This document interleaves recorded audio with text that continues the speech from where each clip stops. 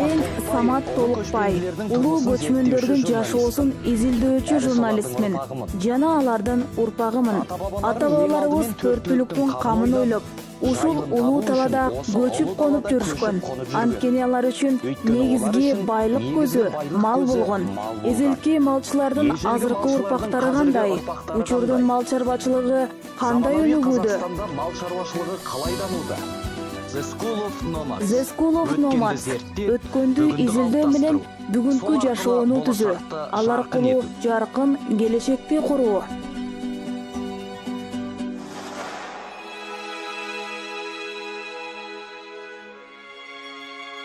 Алтайдын күнү Байыркы тоонун коргоочусу жана ээси касиеттүү марал. Бул өзгөчө жаратылышты көргөн адам анын сулуулугу менен келбетин түнөлүккө эсинде сактап калаары шексиз. Ал Алтайды илгертеден бери мекендеп келет. Адамдар аларды колго үйрөтө алышпаса да, көчмөн эл анын касиетин өз пайдасына колдоно билген. Көчпелі халық оның қасиетін пайдасына жарата білген. Шығыс Қазақстан өңіріндегі саякатымды Чыгыш Казакстанда улантам. Бүгүн мен көрктүү Катон карагайына жөнөйм. Негизги максатым Алтай тоголорунун керемети, маралды өз көзүм менен көрүү. Алтай гажайыбын, киелі маралдарды өз көзүмден көрүү. Алтай тоолоруна жетүүм үчүн Иртыш дарыясынын иги жээгине паром менен өтүшүм керек экен. Мен мындай транспортто биринчи жолу сүзүп бара жатам. Мен талаалыктардын тукумунан жана шаардык баламын. Мындайды кинолордо гана көргөм. Караңыздарчы, эшине 50 шакты көлүктү тиеп, кыйналмастан жылжып барат.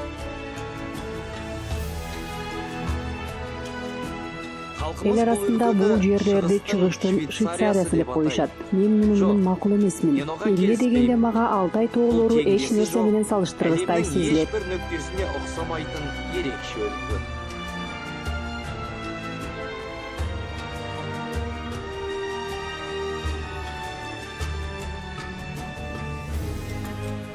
Бул жерде үй жаныбарларынын баардык түрлөрүн багышат. Бирок бул аймакка албетте марал асыроочулук гана мүнөздүү. Марал чарбачылыгымен тааныспакпын. Саламатсызбы? Кутман күн. Кандай турасыздар? Жакшы. Менин атым Самат. Мен журналист катары биздин өлкөнүн мал багуучулук менен алектенген ар түрдүү чарбачылыктары менен таанышып жүрөм. Албетте марал казактардын төрттүлүгүнө кирбейт. Бирок бул Катон карагайдын мал чарбачылыгынын негизги кесибине айлангандыгын мен жакшы билем. Бул марал чарбачылыгы Катонду Казакстанга эле эмес, дүйнө жүзүнө таанытып жатканы да белгилүү. Ошондуктан бүгүн бул чарбачылык тууралуу жакыныраак таанышайын. Сиздердин чарбаңыздардан көп нерсени үйрөнөйүн деп келип олтурам. Баардыгын көрсөтүп үйрөтөсүздөрбү? Үйрөнөйүн деп келип отурум. Барлыгын көрсөтүп үйрөтөбүзбү? Албетте, Самат, баарын көргөзөбүз. Мен сиз кызыккан баардык суроолоруңузга жооп берүүгө аракеттенейин. Рахмат, анда баштайлыбы? Ооба, албетте. Бул кызыктуу жерге жай мезгилинде казакстандыктар эле эмес, чет өлкөлүктөр да үзүлбөйт. Алар мында пант аттуу маралдын мүйүзү үчүн келишет. Олар мында пант аттуу марал мүйүзү үчүн. Панттар бул маралдын жаштары. Жаш мүйүздөн пантакрин жасоо үчүн колдонула турган чийки зат. Пантакрин өтө күчтүү, табигый биостимулдаштыруучу болуп эсептелет. Табигый био ынталандыргыч болуп табылат. Анын адамдын организмин бекемдөөчү жана жашартуучу касиети бар. Бул мүйүз жаңыдан өсүп келе жаткан кезде кесилип алынат да консерваланат. Биринчи кезекте мен албетте маралдарды көргүм келди. Бул үчүн бугу багуучулар менен бул жаныбарлар жайылып жүргөн жайытка жөнөдүм. Маралдын жайылып жүргөн жерин көрсөтпек. Маралдар тоолор менен курчалган кең аймакта, табигый жайда багылат экен. Жаныбарлар эркиндикте өмүр сүрүп, ошол менен катар адамдардын камкордугунда болушат. Адамдардын үнөмү бакылауында жүрөт.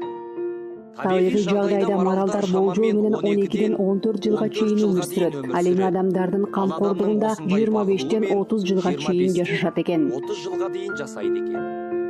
Адамдын жетин сезип калышса дароо алыстан кетишет. Ошондуктан бул үлкөөнчөк жаныбарларды көрүү бир топ кыйын. Бирок менин жолум болду. Бир аз алыстан болсо дагы мен чакан маралдар тобун көрө алдым. Бул көлөмдүү жана күчтүү жаныбарлардын чоңдорунун бийиктиги 1,5 метр. Ал эми салмагы 300-350 килограммга жетет. Бийиктиги 1,5 метр, ал салмагы 300ден 350 килограммга дейин болот экен. Ургаачылары бир аз кичине келет. Маралдардын жүнү сургулт боз түстө. Жазында төлөгөндөн кийин кызгылт сарыга айланат. Маралдын кичинекей балдары теңгилдүү. Маралдар негизи анча чоң эмес эркек ургаачысы болуп 3-5тен жүрүшөт. Аларды ажыратуу абдан оңой. Мүйүзү жоктору бул ургаачылар болсо, бутактаган мүйүзү барлары эркектери. Буларды ажыратуу өтө оңай. Ягни мүйүзү барлар аталыктар болуп саналат.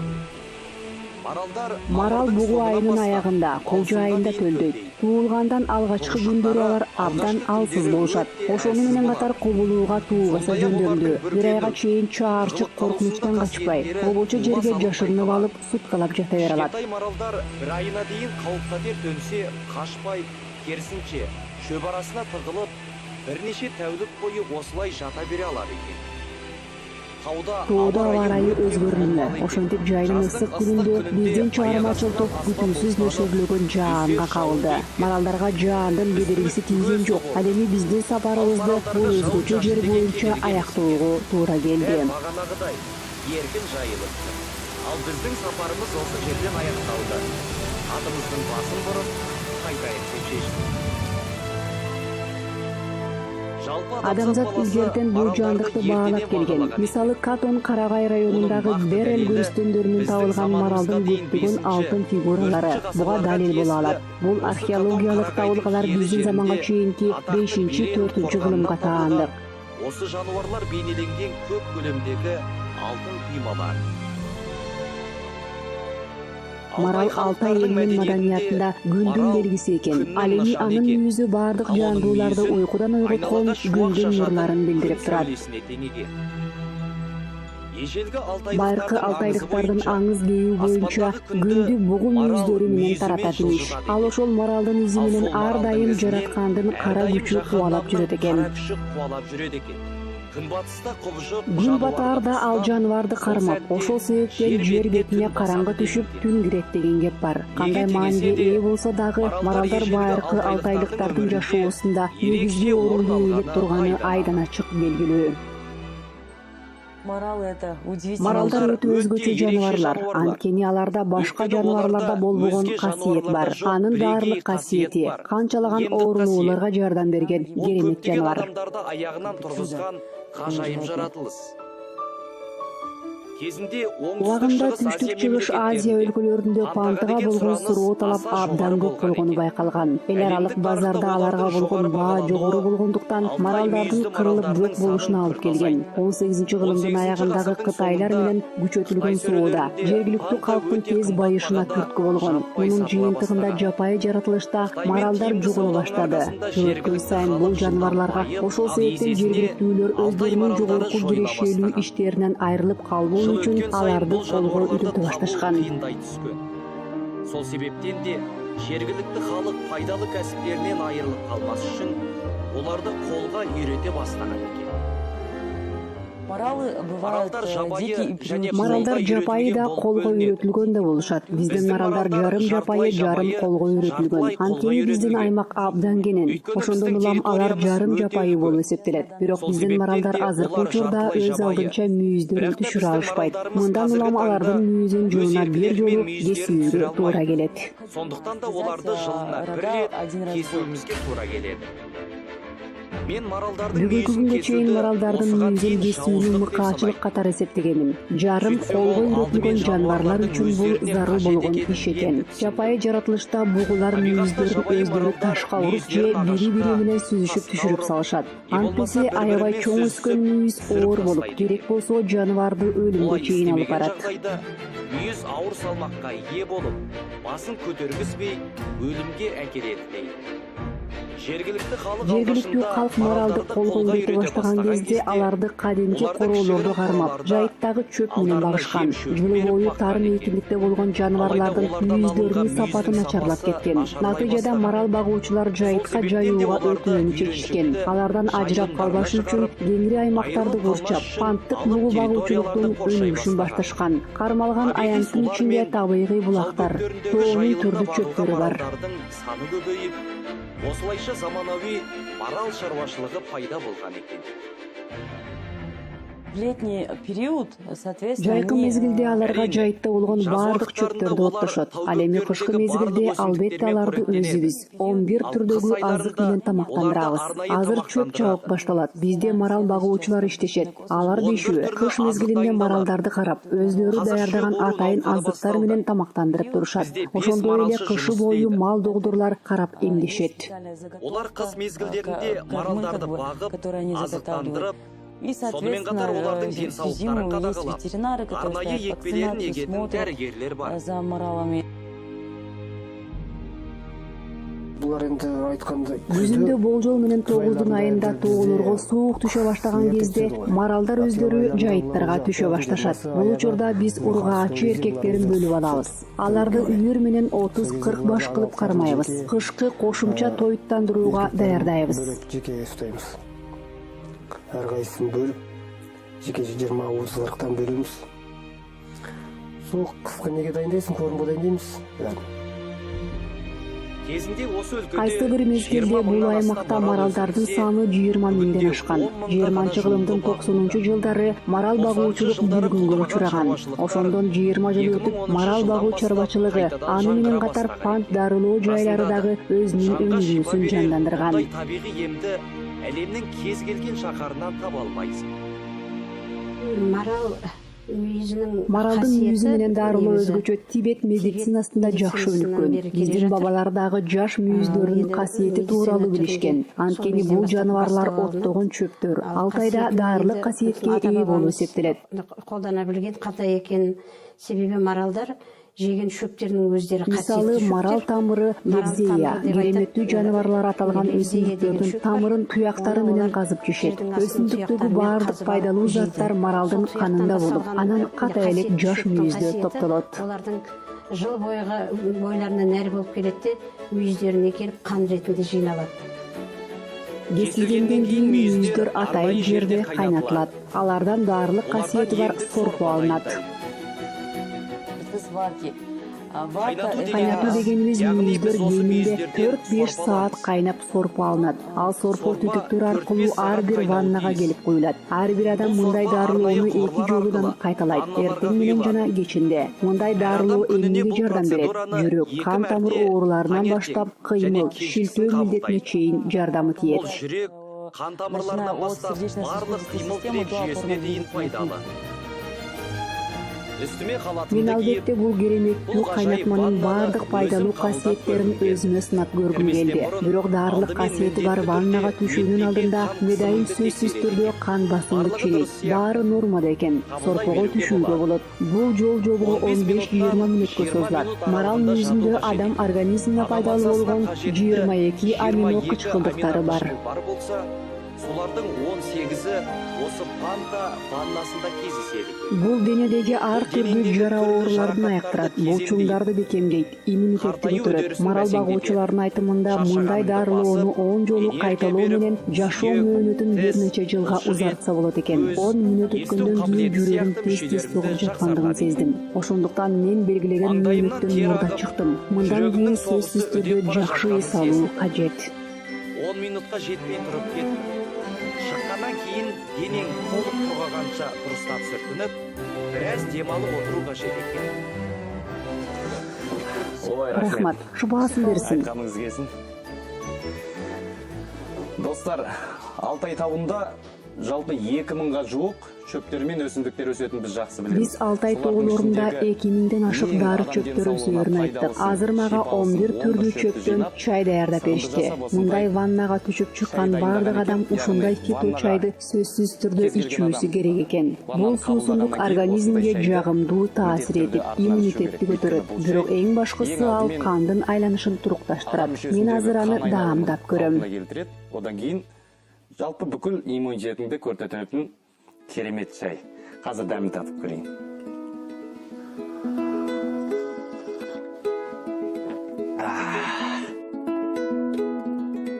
Чайдың дәмі керемет. Бул даамдуу чай мага сергектикти тартуулады. Чынын айтсам, бүгүнкү чыгармачылыгым жеке мен үчүн чыныгы эс алуу болду. Өз елімізде осындай демалыс орталықтары бар.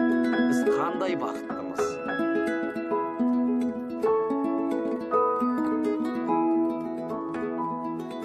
Аға ем болсын. Саламатсыздарбы? Сиздин эс алууңуз кандай өтүп жатат? Рахмат уулум. Эс алуу эң сонун. Жаратылыш, таза аба, ар түрдүү жол жобо. Мунун баары бири-бири менен айкалышат. Мен бул жерде жаңы эле ваннадан чыктым. Ал жерде тертеп, азыр өзүмдүн жүрөгүмдүн согушун сезип турам. Бирок мен жашмын. А сизге бул дарылуу ыкмасы оор болгон жокпу? Енді мен жаспын ғой сонда да қанша дегенмен. Бірақ сіздер сияқты үлкен азаматтарға бұл қалай әсер етеді? Осыны айтып беріңізші маған. Биз көбүнчө эмне кылабыз? Белгилүү бир жаш курактан кийин дарыгерлерге кайрыла баштайбыз. Бул албетте туура. Бирок мен кандай оору болбосун, ушундай ыкмалар менен оорунун алдын алууга аракеттенүү керек деп эсептейм. Мен де ол бір жағынан дұрыс болар, бірақ екінші жағынан мен оған көп келіспейтін себебім, мынандай бізде сөз бар. Ауырып ем іздегенше ауырмайтын жол іздеме. Панта емдеудің Пант келесі менен дарылоонун кезеңі кийинки баскычы укалоо. Анын өзгөчөлүгү денеге шугала турган майда. Пантофито майы, пантокринден жана бир катар дары чөптөрдүн маңызынан турат. Бул каражат тузду жок кылууга жөндөмдүү. Терини жумшартат жана булчуңдун чыйралып турушун жогорулатат. ерекше ләззатқа бөлейді.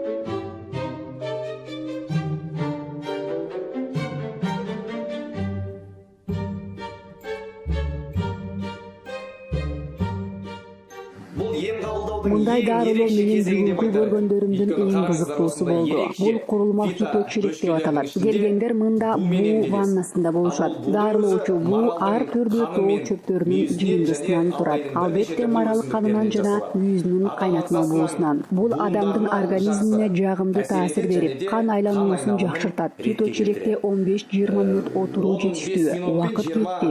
Эми мен 20 мүнөттөн соң өзүмдүн сезимдерим менен сөзсүз түрдө бөлүшөм. 20 минуттан кейін қандай әсермен шығатынымды сіздерге көрсететін боламын. Айтып беремін.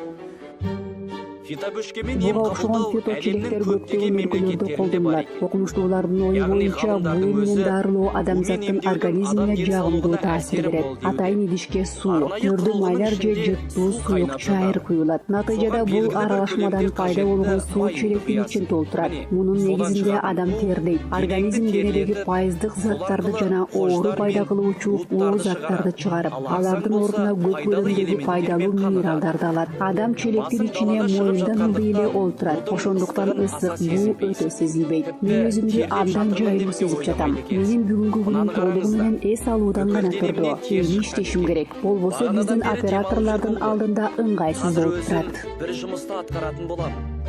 Әйтпесе операторымнан ұят болды. Достар, биз азыр марал мүйүзүнөн жасалган ундан бетке сыйпалуучу маска даярдайбыз. Шырай айтсаң, маска эмнелерден турат жана биз аны кандай даярдайбыз? Негизги курамы марал канынан пант, уну жана пантофито майы, көптөгөн микро жана макро элементтер. Курамында өтө микро және макро элементтерден косулган заттар өтө көп. Онун барлыгы пайдалы. Эң бастысы 2 чай кашык май алабыз. Чай касыкпен 2 касык май куябыз. Мен куюп турайын. Ооба ошентебиз. 1 кашык, анан экинчиси. Мына майды куйдук.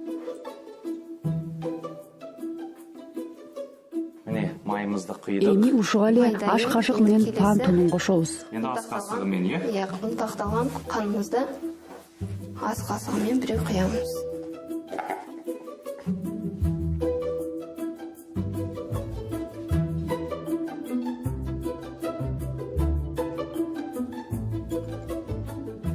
Бул маска териге кандай таасир этет? Қырларымен әсер етеді.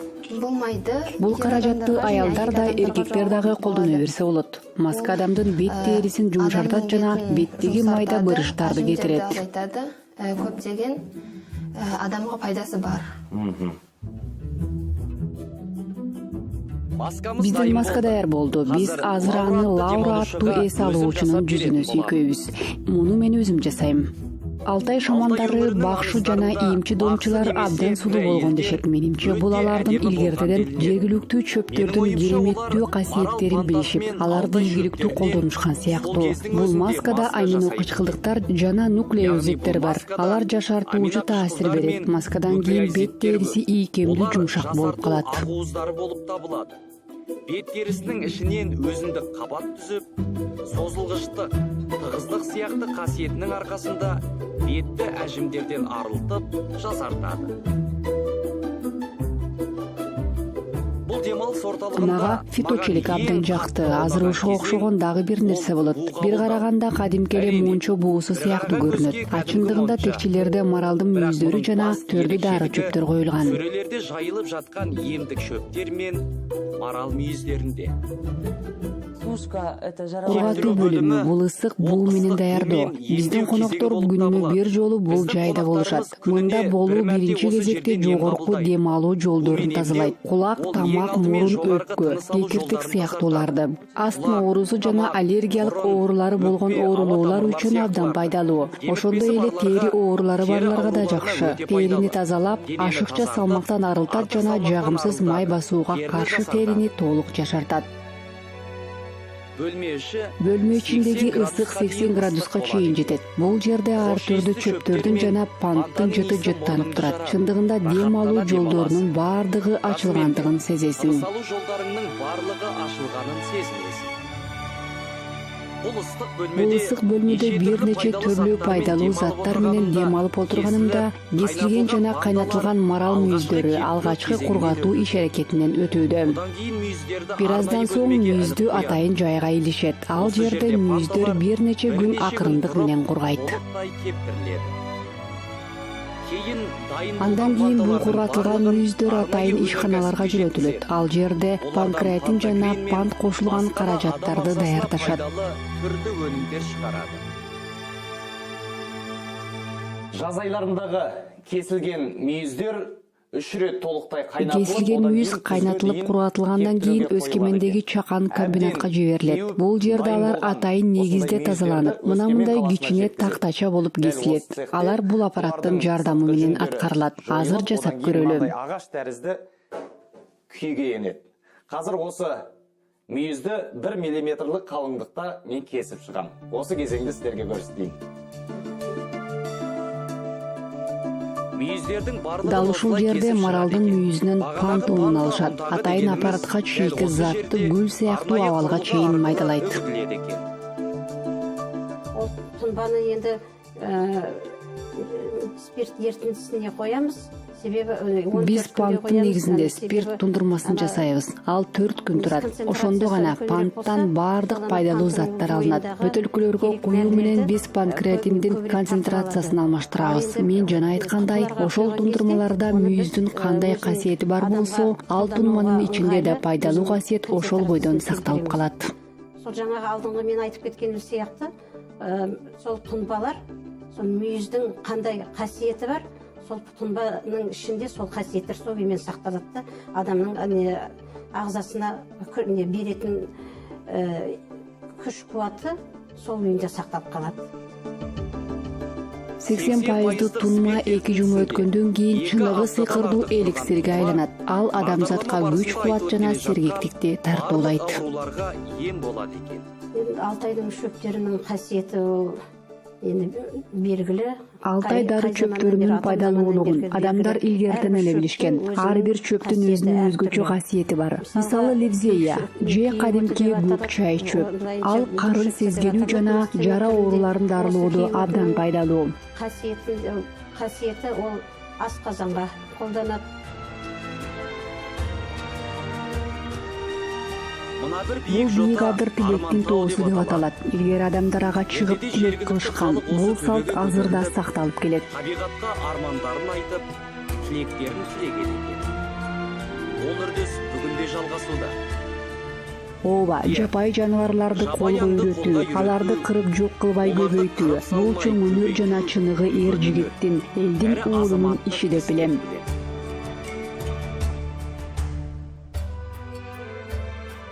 Байыр калтайлыктар бул дүйнөдө эмне болсо бардыгынын жаны бар. Бизди курчап турган сыйкырдуу жер да жандуу деп ишенишкен. Анан бул чөлкөмдө жашоо тиричиликке толгон кереметтүү өлкөдө маралдын көркүнө өзгөчө маани берилгени жөн жерден эмес чыгар. Биздин ата бабаларыбыз бул касиеттүү жаныбар бардык жандуунун күн сайын кайра жаралышынын белгиси деп ишенишкен.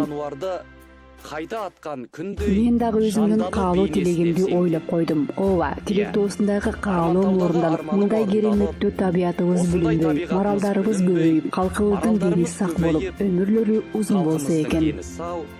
Жастары узак болгай.